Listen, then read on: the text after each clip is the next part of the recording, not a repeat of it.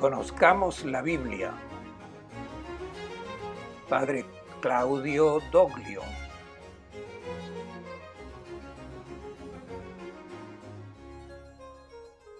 El Evangelio según Mateo, el discurso eclesial.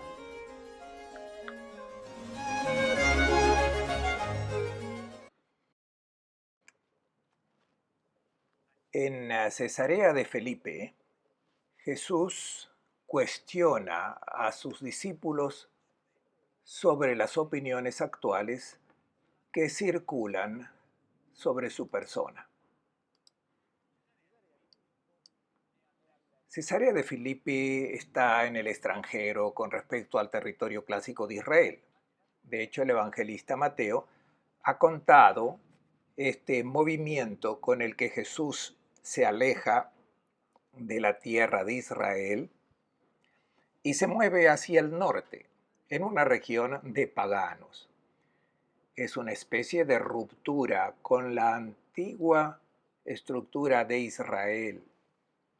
Y en Cesarea de Felipe, Jesús promete construir su iglesia.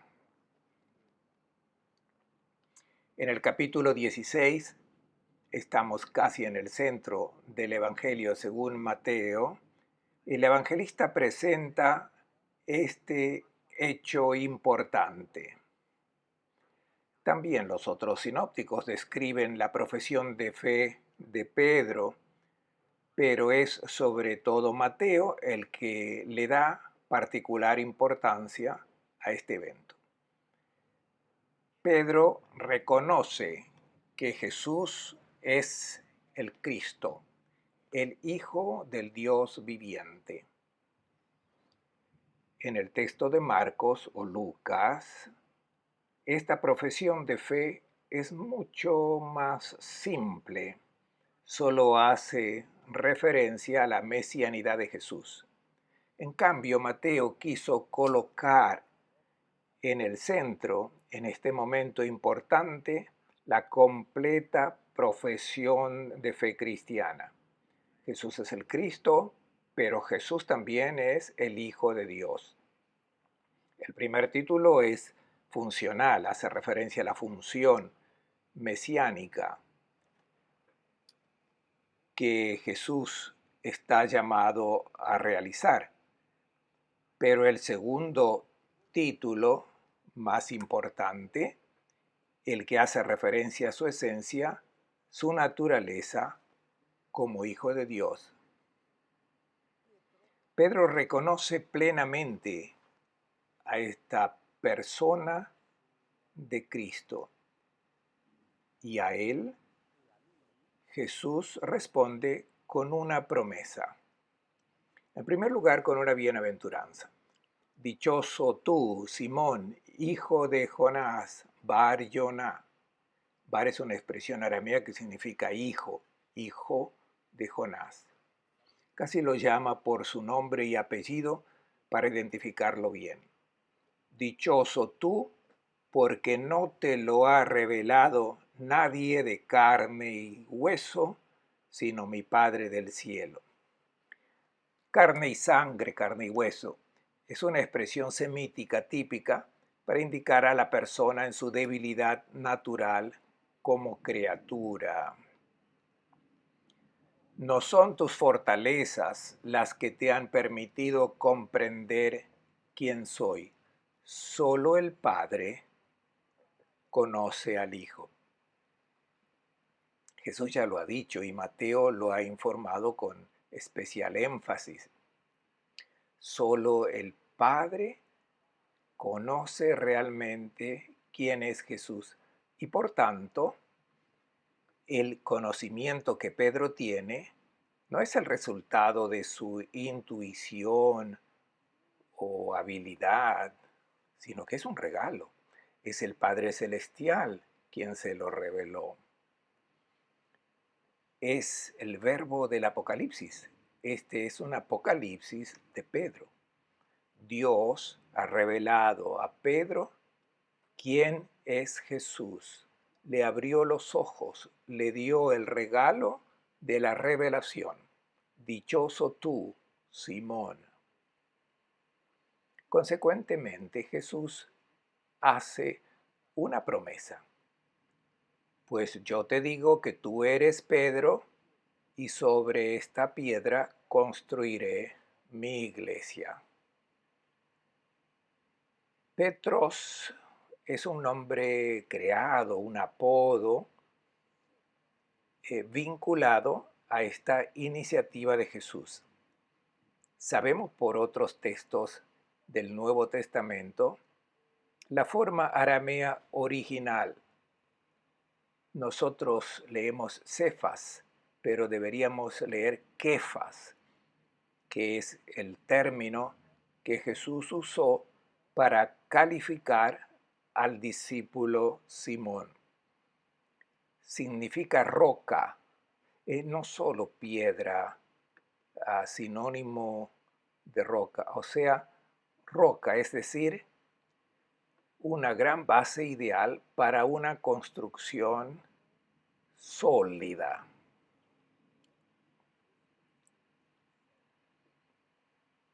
Del nombre de la roca, Jesús saca la imagen para dar un sobrenombre, un nuevo nombre al discípulo. Lo caracteriza como rocoso, sólido, característica típica de la fe, porque la fe es solidez, no opinión, sino una base sólida y estable sobre la cual se puede construir una vida. El hombre inteligente construye sobre la roca. Jesús se manifiesta como tal y propone construir su comunidad en la roca de Pedro. A partir de ese momento, de ese hombre, en cuanto hombre de fe, Jesús se compromete a construir una comunidad. La imagen del edificio espiritual e importante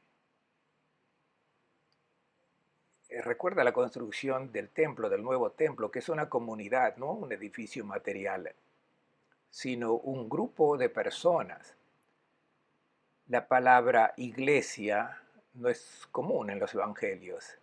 Aparece muy poco, solo 3 veces en Mateo. Y la primera mención es aquí. Con el adjetivo posesivo, Jesús lo llama mi iglesia.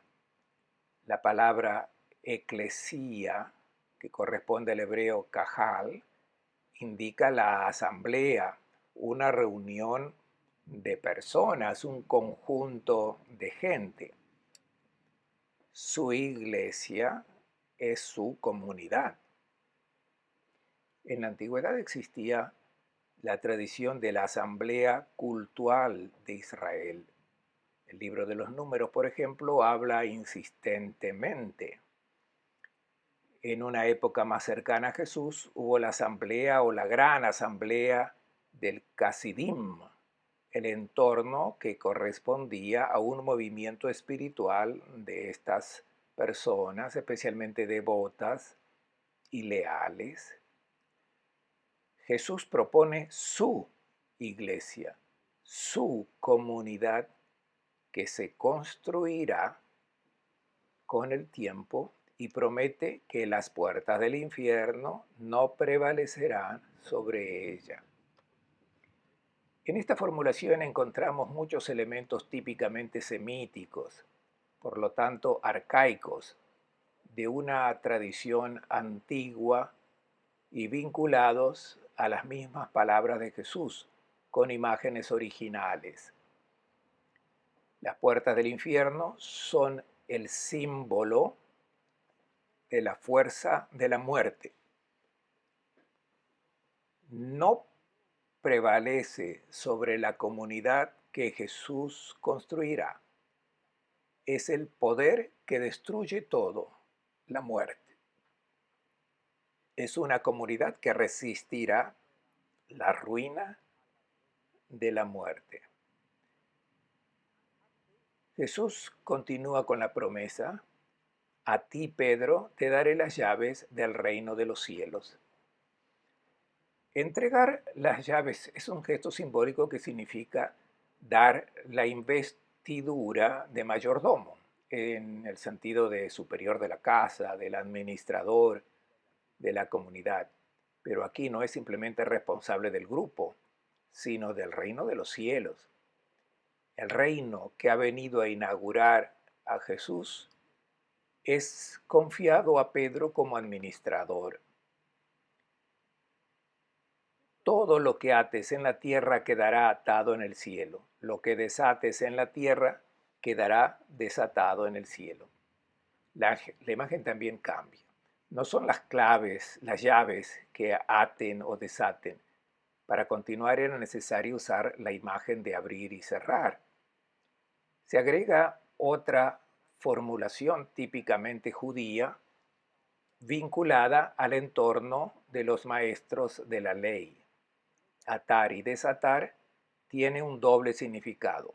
Por un lado indica la interpretación de una norma. Un maestro ata y otro maestro desata, en el sentido de que estas dos autoridades interpretan diciendo qué se puede hacer o no se puede hacer, es legal o no es legal. Atar y desatar, en lenguaje legal de aquel tiempo, significaba interpretar una norma. A Pedro se le da esta autoridad interpretativa del Evangelio. El segundo sentido es el más eclesial. Y atar y desatar significa aceptar o excluir, admitir dentro del grupo o enviarlo fuera del grupo, reconocer quién pertenece a la iglesia de Jesús y por tanto se convierte en autoridad sobre la comunidad, sobre la identidad y en la posibilidad de preservar la identidad a lo largo del tiempo, mientras se mantiene la lealtad a Jesús. Estas palabras de promesa a Pedro son exclusivas del primer evangelista. Demuestra un apego particular a estas tradiciones y al papel de Pedro como la piedra angular de la comunidad que se está construyendo. Inmediatamente después de este momento de confesión de la fe y el anuncio de la construcción de la iglesia, comienza la serie dolorosa de anuncios de la pasión. En este caso, Mateo sigue el esquema tradicional documentado sobre todo por Marcos. Hay 3 momentos de anuncio durante 3 veces consecutivas. Jesús les dice a los discípulos que irá a Jerusalén y les revela que el final será trágico, pero también anuncia el momento glorioso final de la resurrección.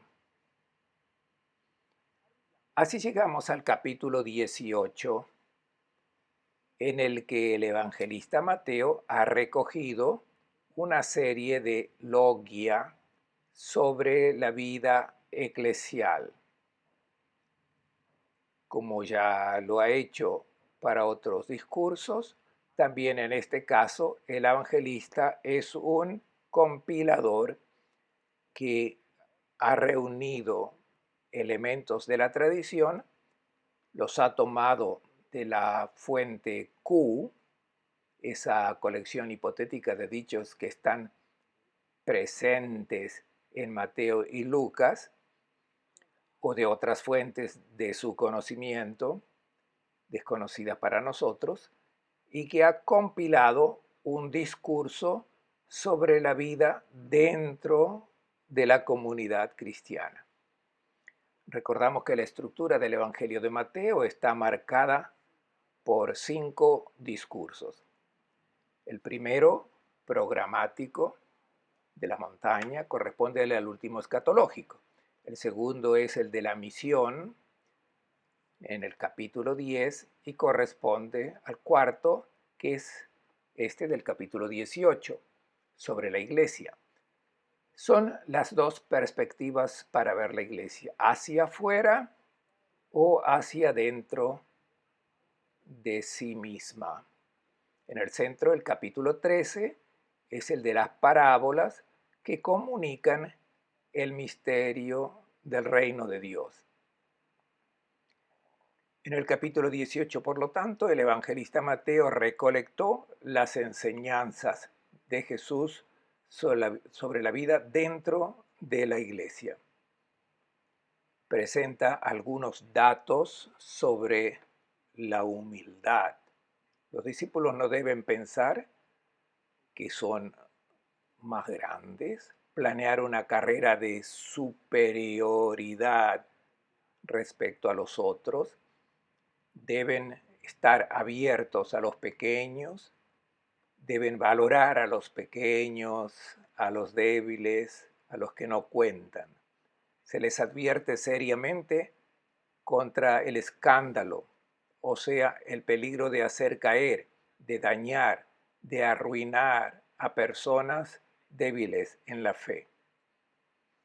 Esto se entiende especialmente por pequeños, no que sean de baja estatura o de poca edad, sino personas débiles, con pocas capacidades. Si los inteligentes, los que han sido formados en la escuela de los escribas de Mateo, entienden bien cómo es la ley y la forma de interpretarla, es necesario que ayuden y respeten el camino de las personas débiles que entienden en cambio con más dificultad. Nadie debe perderse. El Padre no quiere que se pierda nadie. Y así, en este contexto, Mateo coloca la parábola de la oveja perdida, ligeramente diferente de cómo la presenta Lucas. Por ejemplo, cambia un verbo. No es la oveja perdida, sino descarriada. Es solo un matiz, pero significativo. Para Lucas es una persona arruinada, completamente perdida, alejada. En cambio, para Mateo, es un hermano que está equivocándose de camino. Se está descarrilando. La tarea de ir a buscar al hermano que está tomando un mal camino y es probable que pierda el buen camino, es confiado a los discípulos. De hecho, inmediatamente después de la parábola de la oveja perdida, Mateo narra la enseñanza sobre la corrección fraterna. Si tu hermano te ofende, ve y corrígelo. Es la forma de buscar a la oveja perdida, de ayudarlo a recuperar el camino seguro e insistir suavemente y con respeto. Toma 2 testigos, si él no te escucha, dilo a la iglesia. Estos son los otros 2 casos donde aparece la palabra eclesía. En este caso, ni siquiera se ha traducido como iglesia, sino con la comunidad. En el capítulo 16 se traduce como iglesia con mayúscula. En este contexto es traducido como comunidad, escrita con minúscula, pero el concepto es el mismo. Se utiliza la misma palabra original. Si no les hace caso, informa a la comunidad. Y si no hace caso a la comunidad, considéralo un pagano o un recaudador de impuestos. Estemos atentos porque tenemos que leer estas palabras desde la perspectiva evangélica. El pagano o el recaudador de impuestos no son los descartados, los elementos negativos que hay que tirar fuera y despreciar. Mateo fue un recaudador de impuestos. El pagano es el destinatario de la predicación evangélica. Ellos son los que el Señor quiere salvar. Ha venido para salvar a aquellos, Por tanto, la competencia de atar y desatar, es decir, reconocer que una persona ya no está en la comunidad, no significa expulsarla con desprecio y olvidarla, sino que significa hacerle comprender que debe comenzar nuevamente el proceso de salvación. Considéralo un pagano o un recaudador de impuestos. Lo comenta San Juan Crisóstomo con una simple broma muy explicativa. Sea para ti como la pupila de tus ojos. Es una persona que merece aún más atención, necesita afecto y oración para que se pueda recuperar la situación de la que salió. Inmediatamente después, en el versículo 18, encontramos que la misma promesa hecha para Pedro solamente se extiende a los discípulos. Les aseguro que lo que ustedes aten en la tierra quedará atado en el cielo, y lo que desaten en la tierra quedará desatado en el cielo. Reconocemos bien en este contexto que atar y desatar se entiende en el sentido de mantener a esa persona dentro de la comunidad o considerarlo fuera de la comunidad. Y en esta perspectiva también entendemos lo que se agrega después. Si dos de ustedes se ponen de acuerdo en la tierra para pedir cualquier cosa, mi Padre del cielo se las concederá. Pedir algo juntos, de manera sinfónica, es la forma de construir la comunidad. Lo que se pide viene sugerido en el logion precedente, la conversión del pecador, la posibilidad de que el que se ha alejado sea reincorporado. Si hay consenso firme, si la comunidad vive de manera sinfónica con un solo corazón, entonces la oración es capaz de unir a los demás y de atraer a los distantes de regreso a la comunidad. Donde dos o tres reunidos en mi nombre, yo estoy en medio de ellos.